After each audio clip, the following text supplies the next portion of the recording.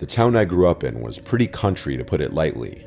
Nothing but farms, crops, abandoned churches, and ugly worn-down houses. Everyone around us was pretty broke. Property taxes were like $1,000 a year, if that. With that came a lot of sketchball characters. Hell, even our neighbor was a weirdo. Nice, but weird. We weren't well off ourselves, but things at least got a little better for my family when my siblings and I were old enough to work too. When this app Hot or Not was still a thing many years back, I matched this girl Kelly, who I started seeing for a while. We matched in late summertime, and we were seeing each other through September already. This was early October.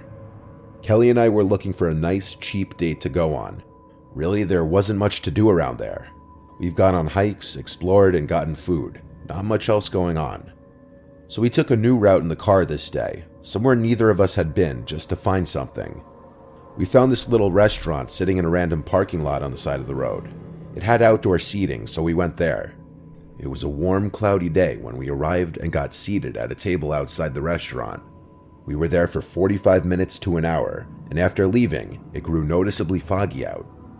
We continued to drive down this route we'd never been down before, a really desolate road with just open fields and farmland on either side, with occasional patches of trees and woods. Then we passed something different. It was a sign for a pumpkin patch, only it was a very cheaply made sign. It wasn't some big billboard or anything like that. It was a wooden picket sign that said "Pumpkin picking this way," and an arrow pointing to the right. Right behind the sign was a dirt driveway cutting through the field. Through the fog, we saw a house that the driveway led to, so a spur-of-the-moment decision, we both agreed we wanted to check it out because why not? I drove off the road down the driveway, and we passed the house into this back area which was covered by trees in two directions, the left side and the far back side. Tucked between the house and woods was this big pumpkin patch. It was a genuine pumpkin farm, and we saw at least 200 pumpkins scattered all over the place, and that was just what the fog allowed us to see. We parked next to this old jalopy of a pickup truck, the only other vehicle visible on the property. We noticed an older couple sitting on the back deck of the house. As we got out, the two of them got up and greeted us. I said we're here for the pumpkin picking, and the old woman said with a smile, "Welcome, pick anything you'd like." I asked her how much it would be for a pumpkin, and the old woman said it's free. We were surprised. The fog was acting as a sort of barrier, so we couldn't clearly see the two. It was a little creepy, but I could still tell that it looked like the old man was smiling at Kelly. His smile was very gummy, it was kind of gross. We both said thank you, and started walking into the pumpkin patch. A lot of the pumpkins were on the smaller side, or mushy and just not very attractive. The ground was also kind of wet from the fog, I guess, and some of the pumpkins felt wet and muddy too.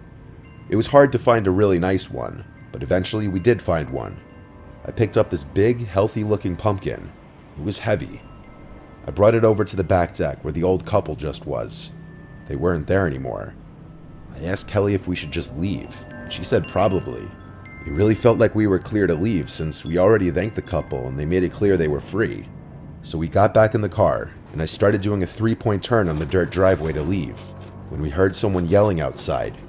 We both got startled and turned to face the house, where we saw a middle-aged man in a cap yelling, "Hey, stop." I lowered the window, and he put his face through the window and yelled, "What the hell are y'all doing? I'm calling 911.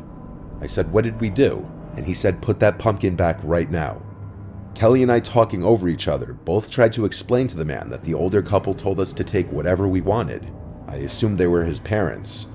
The man said, "What older couple? What are you talking about?" I replied, "Are your parents also here?" He said, "I ain't got no parents." Kelly and I, both equally confused, looked at each other.